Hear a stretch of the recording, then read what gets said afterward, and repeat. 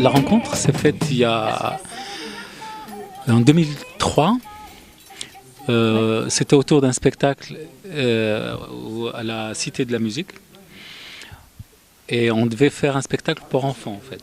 On était à ce moment-là, on était 4. C'était un spectacle où on était 4 personnes, on était 2 chanteuses et 2 musiciens invités. Et puis là, on s'est rendu compte avec Khalid qu'on avait plein de points communs. On avait des parcours communs en tout cas. Par exemple, on était tous les deux amoureux du rythme. On adore les jeux rythmiques, etc. On était tous les deux allés en Inde travailler. On connaissait les chants autour de la Méditerranée, puisque Khalid est originaire du Maroc et moi j'aimais bien chanter ses chants et chanter les chants judéo-espagnols. Je pense qu'il a germé depuis très longtemps. Parce qu'on a déjà fait l'expérience, même à 4, on a joué dans... J'avais très envie de monter une formation, que musique, sans spectacle. Et j'avais proposé à ce quartet qui était dans le même spectacle de faire une formation comme ça. Concert. Concert, voilà, formation concert. Mais au fait, ça n'a pas pris du tout. Et là où ça a pris, c'est avec ma complice de maintenant. Donc effectivement, cette histoire a mûri depuis longtemps parce qu'on a beaucoup joué sur scène avant d'enregistrer un album. Et donc en fait, cet album est un peu le résultat de longues années, mais au cours desquelles les chants ont constamment évolué.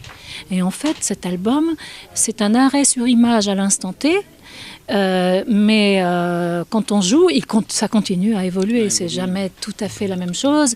Et tant mieux, parce que ça reste vivant.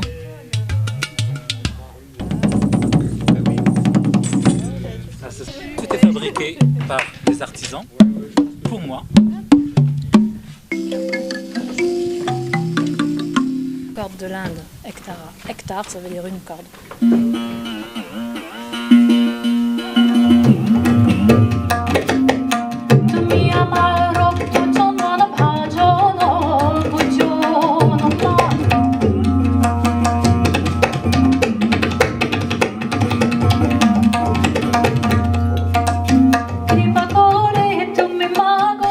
Les gens croient que la tradition, c'est conservatrice. En fait, non, la tradition bouge tout le temps, avec l'évolution des générations en génération. D'ailleurs, les musiciens traditionnels dont on s'est inspiré pour certains chants et qui ont entendu ce qu'on a fait, c'est clair qu'on ne fait pas de façon traditionnelle, ils sont ravis, ils aiment beaucoup. Ils trouvent génial que leur tradition engendre des choses comme ça et qu'elle soit renouvelée par des choses comme ça.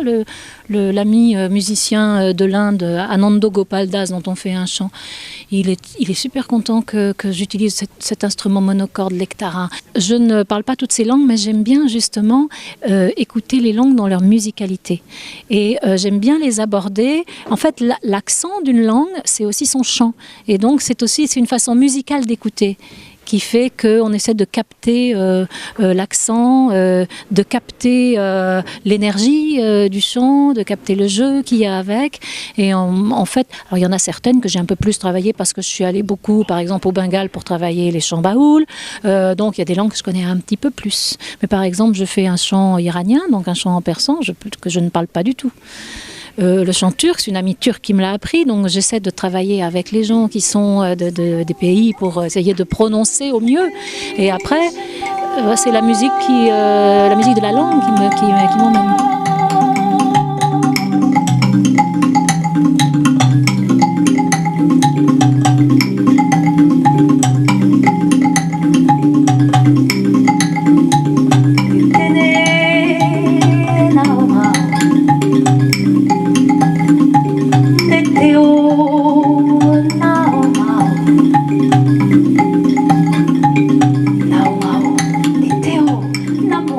Quebec